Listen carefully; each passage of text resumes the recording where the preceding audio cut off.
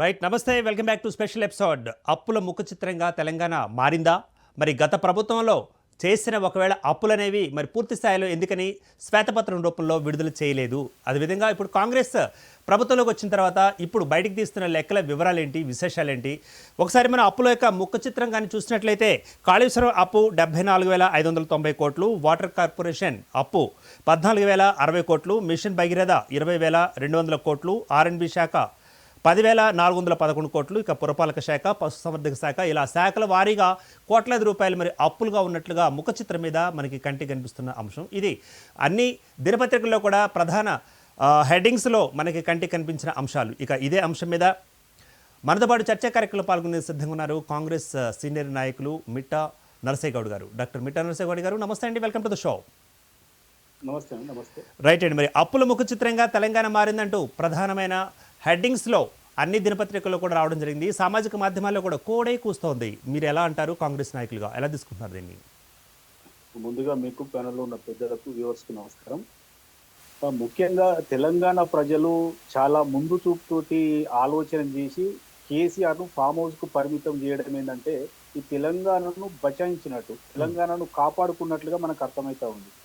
పొరపాటున కనుక ఈసారి కూడా కేసీఆర్కు ఓటేసి కనుక ఇస్తే ఖచ్చితంగా మనం కనీసం 100 సంవత్సరాల లోపల కూడా బాగుపడే అవకాశం లేకుండే. ఇది గమనించినటువంటి తెలంగాణలోని 4 కోట్ల ప్రజలు కర్రుగాసి వాత పెట్టి ఆయనను ఫామ్ హౌస్ కు పరిమితం చేయడం జరిగింది.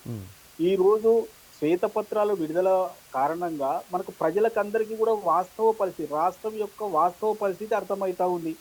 ఎందుకంటే 2014 జూన్ 2వ తారీఖు నాడు వచ్చినటువంటి కేసీఆర్ గారు ఆయన చేతిలో మిగులు బడ్జెట్ ఉన్నటువంటి తెలంగాణను ఆయన చేతిలో పెడితే 17,000 కోట్ల రూపాయల మిగులు బడ్జెట్ తోటి 72,000 పైచిలకు అప్పులతోటి ఆయన చేతిలో పెడితే ఈ రోజు 6,71,071 చిల్లర కోట్ల అప్పు చేసిండు. మరి ఇలా అప్పు అంటే మామూలు అప్పు కాదు, ప్రతి లాస్ట్ నీళ్ళమ్మి కడతానని కూడా మోసం చేసి అప్పు తెచ్చినటువంటి వాస్తవాలు బయటకు వస్తా ఉన్నాయి.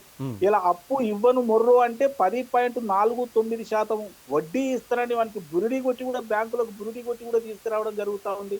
లాస్ట్ కు 3,89,000 కోట్ల రూపాయలు ఆర్బీఐ నుంచి డైరెక్ట్ తీసుకురావడం జరిగింది. అన్ని శాఖల యొక్క అప్పులు కలిపితే 6,71,000 పైసలకు అప్పులు కనిపిస్తా ఉన్నాయి.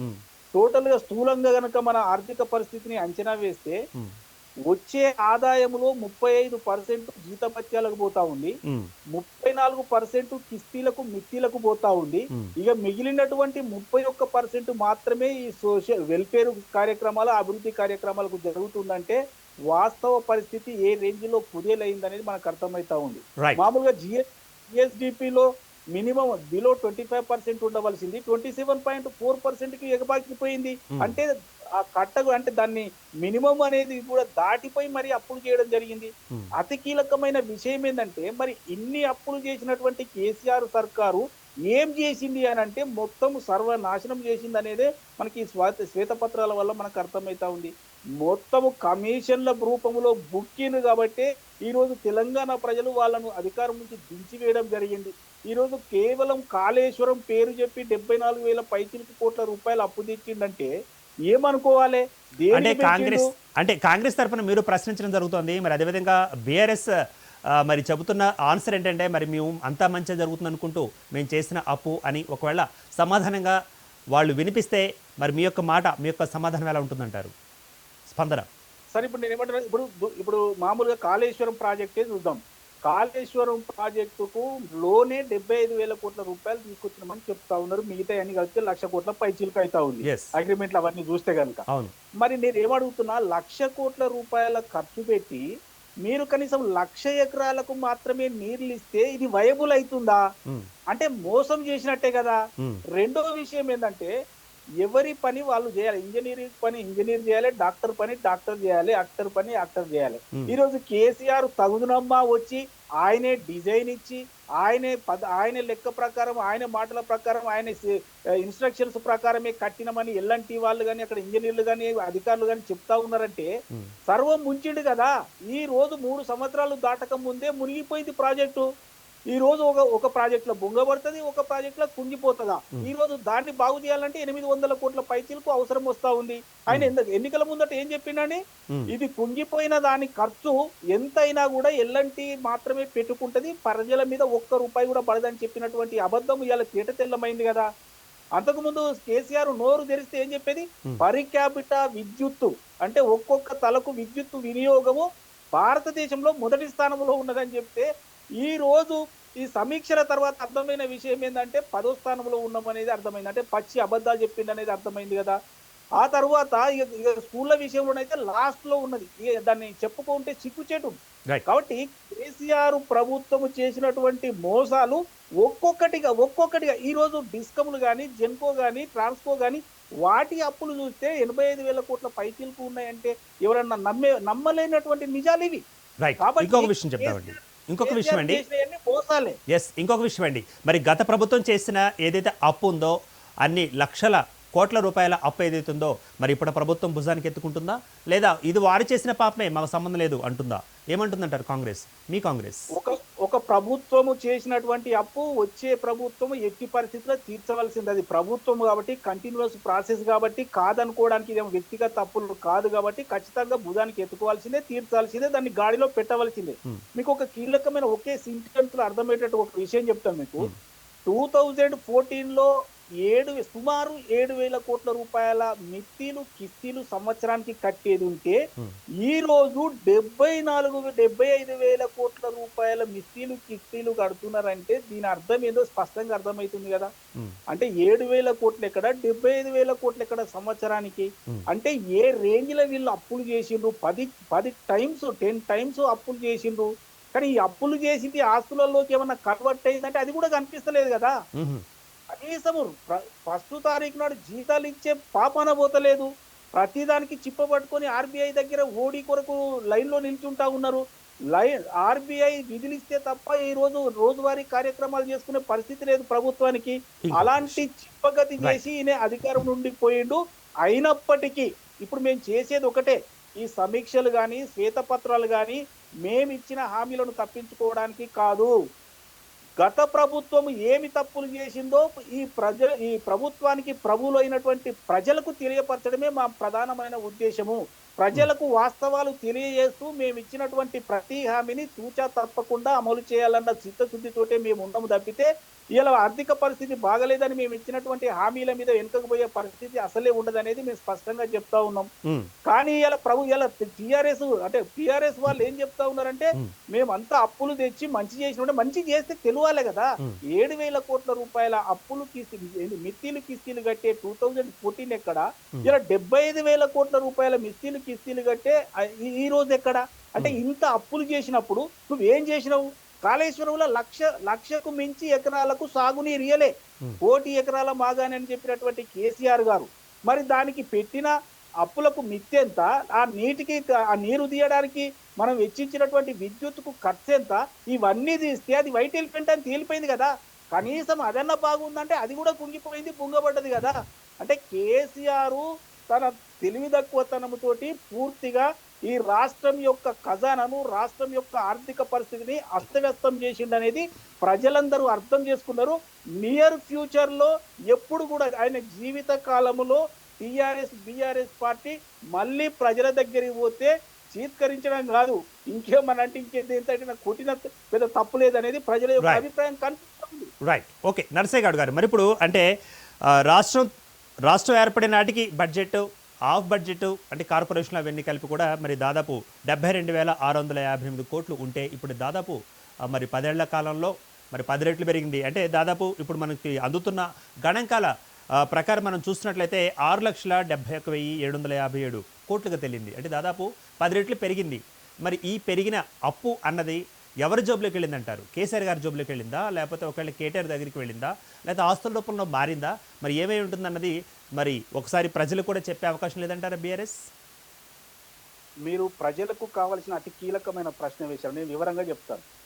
నిన్న శ్వేతపత్రం విడుదల తర్వాత లఘు చర్చలో భాగంగా ముఖ్యమంత్రి గారు స్పష్టంగా చెప్పింది ఏంటంటే, ఈ ప్రాజెక్టు మీద, మిగతా ఇరిగేషన్ మీద, మిగతా వాటి మీద మేము న్యాయ విచారణ, సిట్టింగ్ జడ్జి తోటి న్యాయ విచారణ చేపిస్తామనేది నిన్న చెప్పడం జరిగింది. ఈ రోజు కూడా పవర్ పర్చేజ్ అగ్రిమెంట్స్ మీద ఛత్తీస్గఢ్ నుండి మీరు కొన్నారు కదా, వాటి మీద మిగతా వాటి మీద కూడా మేము సిట్టింగ్ జడ్జి తోటి మేము విచారణ జరిపిస్తామని చెప్పడం జరిగింది. దీనివల్ల మనకు అర్థమయ్యేది ఏంటంటే స్పష్టమైన విషయాలు బయటికి వస్తాయి. ఏ రేటుకు ఛత్తీస్గఢ్ నుండి కొన్నారు, ఎంతకు కొన్నారు, ఎందుకు కొన్నారు, ఎక్కడ ఇచ్చిండ్రు అనేది తేలుతుంది.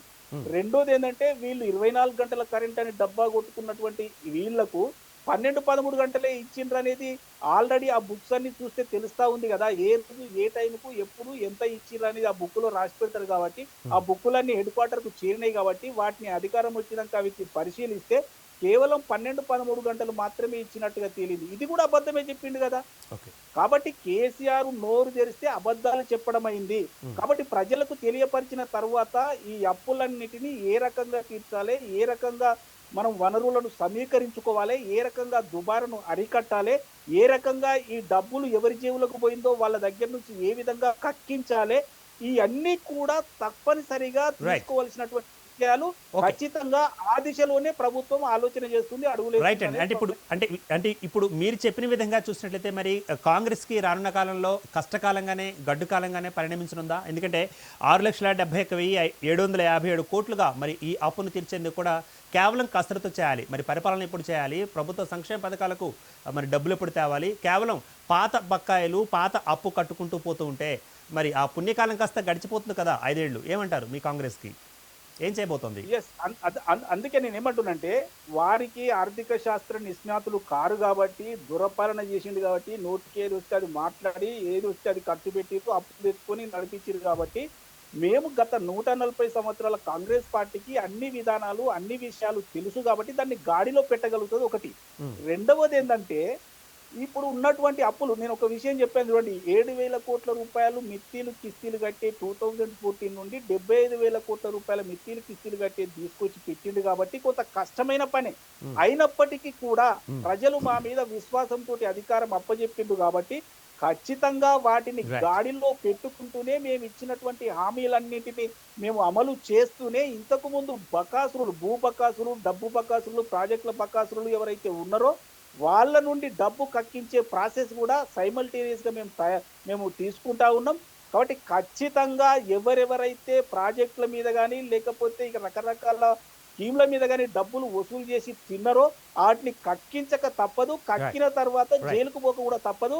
కేసీఆర్ కుటుంబానికి చెర్లపల్లిలో, చెంచెలగూడలో డబుల్ బెడ్రూమ్ ఇల్లు కట్టించి రెడీగా పెడతాం. ఖచ్చితంగా కుటుంబం కూడా అందులో సేద తీరవలసిన పరిస్థితి వస్తుంది. రైట్ అండి. అంటే మన ఇంట్లో భోంచేసి పక్కింట్లో పనిచేసినట్లుగా మరి ఇప్పుడు మేము మిమ్మల్ని గెలిపించిన తర్వాత మీకు అధికార పీఠాలు మీ చేతిలో పెట్టిన తర్వాత మరి పాత అప్పులు పాత బకాయిలు ఇన్ని కోట్లంటూ మరి తేల్చిన తర్వాత మరి ఏ విధంగా మీరు ముందుకు వెళ్ళిపోతున్నారు? 6 గ్యారెంటీలు 7 గ్యారెంటీలు అంటూ మీరు ఇచ్చిన ఏదైతే మేనిఫెస్టో ఉందో ఆ మేనిఫెస్టో చూసి మరి మేమంతా ఓట్లు వేయడం జరిగింది అన్న ఒకవేళ ప్రజల తరఫున నేను ప్రశ్నిస్తే మరి పరిపాలన ఎలా ఉండబోతుంది? గ్యారెంటీలు ఏ విధంగా గ్యారెంటీగా మారబోతున్నాయి? గ్యారెంటీలు అంటారా, గ్యారెంటీగా ఉంటుందంటారా? సార్, ఇప్పుడు 6 గ్యారెంటీలలో ఆల్రెడీ 2 అమల్లోకి వచ్చినాయి. 28వ తారీఖు మరో 2 అమల్లోకి వస్తాయి. ఇంకొక 100 రోజుల లోపల మేము ఇచ్చినటువంటి 6 గ్యారెంటీలు పూర్తి స్థాయిలో అమల్లోకి వస్తాయని ముఖ్యమంత్రి గారు స్పష్టంగా ప్రకటించడం జరిగింది. ఇందులో అనుమానం పెట్టుకోవాల్సిన అవసరం లేదు. మేము ఇచ్చిన ప్రతి మాట, ప్రతి స్కీము, ప్రతి వాగ్దానాన్ని మేము నిలబెట్టుకుంటూనే ఈ ఆర్థిక వ్యవస్థను గాడిలో పెట్టడానికి కావలసినటువంటి అన్ని పనులు మేము చేయబోతా ఉన్నాం. ముఖ్యంగా ఈ అప్పులు తెచ్చి సగానికి సగం ఎవరైతే మింగిండ్రో ఇలాంటి పనులు లేకుండా పూర్తి ఆర్థిక క్రమశిక్షణతోటి ఈ రాష్ట్రాన్ని ముందుకు తీసుకుపోబోతా ఉన్నాం. ఆర్థిక వనరులు ఏ విధంగా మేము సమకూర్చుకుంటాం అనేది కూడా మేము బడ్జెట్ పెట్టినప్పుడు మీకు అందరికీ స్పష్టంగా అర్థమవుతా ఉంది. మామూలు మాటలు చెప్పినట్టుగా కాదు. కాబట్టి ఖచ్చితంగా ఈ రాష్ట్రాన్ని ప్రజలు మమ్మల్ని నమ్మినందుకు ఆర్థికంగా గాడిలో పెట్టడమే కాకుండా ప్రజలకు మేము ఇచ్చినటువంటి అన్నిటినీ కూడా మేము ఇచ్చినయే కాకుండా ఇంకా ఇవ్వని కూడా కొన్ని కొత్త స్కీములు వచ్చే అవకాశం ఉంది. ఖచ్చితంగా ప్రజారంజకంగా మా ముఖ్యమంత్రి గారు పరిపాలన చేస్తారనేది స్పష్టంగా తెలియజేస్తా ఉన్నాం. ఎవరికి కూడా అనుమానం పెట్టుకోవాల్సిన అవసరం లేదు. కొత్తగా రేషన్ కార్డులు ఇవ్వడం కానీ లేకపోతే గ్యాస్లు ఇవ్వడం కానీ ఇంకా అన్ని కూడా అన్ని రకాలుగా మీకు ఇప్పటికే 13వ రోజు కూడా గడిచిపోతా ఉంది. మీకు అర్థమై ఉంటది. ఇప్పటికే ప్రగతి భవన్ గోడలను అంటే కంచెలను బద్దలు కొట్టి అందరికి 5,000, 3,000, 4,000 అప్లికేషన్లు అంటే పెట్టిన రోజుల్లో వస్తా ఉన్నాయి. కాబట్టి వాళ్ళు ఏం తప్పులు చెప్పారంటే బంగారు తెలంగాణ అయిపోయింది. అంటే ప్రతి ఇంట్లో అంటే నరసింహ గౌడ్ 4,5 గారు కిలోల ఎస్ అంటే బంగారం ఉంది. మీరు చేసిన దాన్ని మీరు తప్పుపట్టట్లేదండి. మీరు బద్దలు కొట్టండి, కంచెలను బద్దలు కొట్టండి, మీరు ఏదైనా సరే బద్దలు కొట్టండి. కానీ మేము ఓటు వేసింది మీరు బద్దలు కొట్టడానికి కాదు కదా. మీరు ఇచ్చిన 6 గ్యారెంటీలు ఏవైతే ఉన్నాయో గ్యారెంటీలని పూర్తి స్థాయిలో అమలు చేయాలి అని ఒక ఓటర్గా నేను ప్రశ్నిస్తే మీ సమాధానం ఏంటంటారు? మీ పార్టీ యొక్క స్టాండ్ ఏంటంటారు? ఇప్పుడు నేను ఏమంటున్నా సార్, ముఖ్యంగా మేము ఇచ్చిన గ్యారెంటీలు ఏదో ఊకదాం అంటే ఉట్టినే రాత్రి కలలోకి వస్తే ఉదయం ఇచ్చిన గ్యారెంటీలు కావు.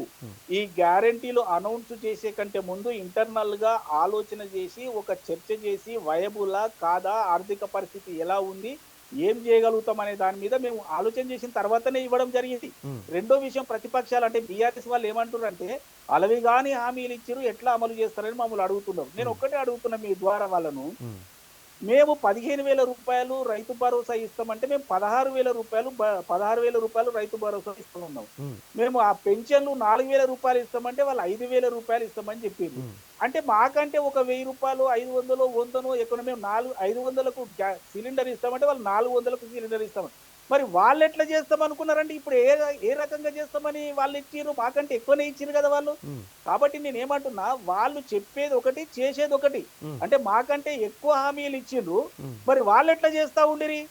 కాబట్టి ఇప్పుడు మాట్లాడే మాటలు అబద్ధపు మాటలు.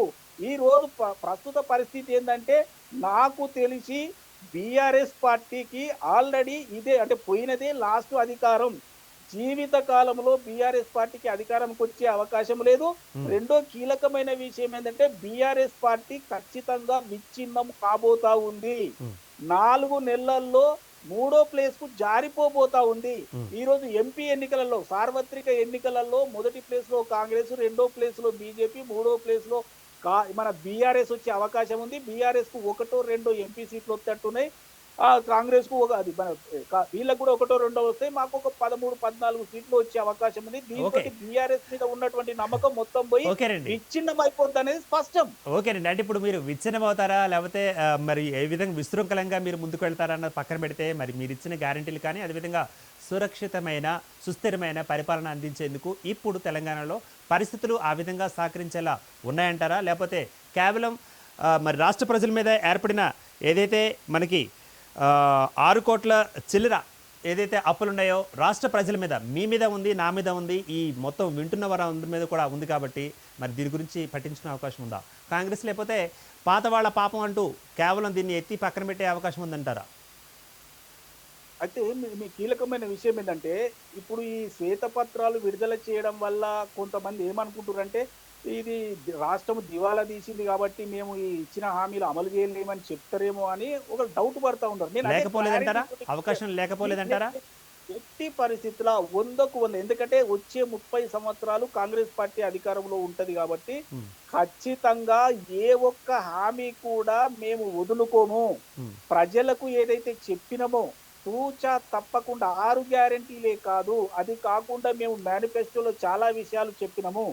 అన్ని విషయాలు కూడా ఖచ్చితంగా మేము అమలు చేసి తీరుతాం. ప్రజల యొక్క మన్ననలు పొందుతాం. వచ్చే సార్వత్రిక ఎన్నికలలో 17లో 1 ఎంఐఎంకు పోతే మిగతా సీట్లన్నీ మాకు వచ్చిన పెద్ద ఆశ్చర్యపోవలసిన అవసరం లేదు. కాబట్టి మిగతా వాళ్లకు అవకాశమే లేకుండా మేము ప్రజల యొక్క మన్ననలు పొంది మేము ఓట్లు సీట్లు సాధించుకుంటాం. పరిపాలన కూడా ఆ రకంగానే అందిస్తాం. ఎవరు కూడా అనుమాన పడవలసిన అవసరం లేదు. ఈ రోజు బీజేపీ గాని బీఆర్ఎస్ గాని వాళ్ళే చెప్తా ఉన్నారు మేమంతా ఒకటే. ఎంఐఎం, బీజేపీ, బీఆర్ఎస్ కలిసి 54 ఉన్నాం, అవసరమైతే మేము ఊరుస్తాం, 5-6 కొనుక్కపోయి అని కూడా బెదిరిస్తా ఉన్నారు. అంటే మేము చెప్పినటువంటి ఎన్నికల కంటే ముందు మేము చెప్పినటువంటి మాటలు నిజమనే విషయం కేటీఆర్ ఒప్పుకున్నాడు కదా. మేము 54 అంటే ఎవరెవరండి 54? వాళ్ళు ఒక 7, వీళ్ళు ఒక 8, వీళ్ళు ఒక 39, వీళ్ళే కదండి. ఈ ముగ్గురు కలిస్తేనే కదా. ఓకేనండి. అంటే ఇప్పుడు అంకెలు వేరే, అంకెల గారడి వేరే, మరి ఈ విధంగా 34, 64, 74 లెక్కలు వేరేనండి. ఓకే, నేను ఒప్పుకోవట్లేదు, నేను ఒప్పుకున్నాను. కానీ రాష్ట్రం ఏర్పడిన నాటికి బడ్జెట్ ఆ విధంగా ఉంటే మరి ఇప్పుడు మళ్ళీ తెలంగాణలో మరి 2వ ప్రభుత్వంగా ఏర్పడిన మరి కాంగ్రెస్ చేతిలోకి ఇట్లా వచ్చినప్పుడు మరి దీన్ని ఏ విధంగా ముందుకు తీసుకెళ్తుంది అంటారు? ఒక ఓటర్ అనగా మీ యొక్క స్పందన ఏంటంటారు? ఇప్పుడు మాకు అధికారంలోకి వచ్చినాము, వాస్తవ పరిస్థితి ప్రజలకు తెలియచేయడము ఒకటైతే, రెండో విషయం ఏందంటే దీన్ని గాడిలో పెడుతూ మేము ఇచ్చినటువంటి హామీలు ఎలా నెరవేర్చాలనేది ఒకటి. అది కూడా మేము స్పష్టంగా ఆల్రెడీ 2 అయిపోయినాయని చెప్పాను. ఇంకొక 2 28వ తారీఖు, ఇంకొక 2 సంక్రాంతికి అటు ఇటుగా చేసే అవకాశం ఉన్నది. కాబట్టి ఏ కోణములో కూడా నిద్రలో కూడా అనుమాన పడవలసిన అవసరం లేదు ప్రజలు. ప్రతిపక్షాలు ఏందంటే మాకు అగెన్స్ట్ గా తిప్పాలన్న ఆలోచనతోటి 3 నెలల్లో ఎన్నికలు ఉన్నాయన్న దాంతోటి అనుమానాలు రేకెత్తిచ్చే ప్రయత్నం వీళ్ళు చేస్తా ఉన్నారు. బీజేపీ, బీఆర్ఎస్ వాళ్ళు చేస్తా ఉన్నారు, ఎంఐఎం వాళ్ళు చేస్తా ఉన్నారు.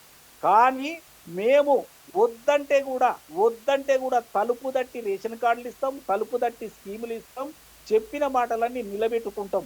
అంతే తప్ప ఇక్కడ నుండి పారిపోయి బీఆర్ఎస్ లెక్క అన్ని అబద్ధాలు చెప్పి 3018, 3016 రూపాయలు ఇవ్వకుండా, లేకపోతే ఉద్యోగాలు ఇవ్వకుండా, ఇవన్నీ చేయకుండా ప్రజలను ముంచినటువంటి ప్రభుత్వం కాదు మాది.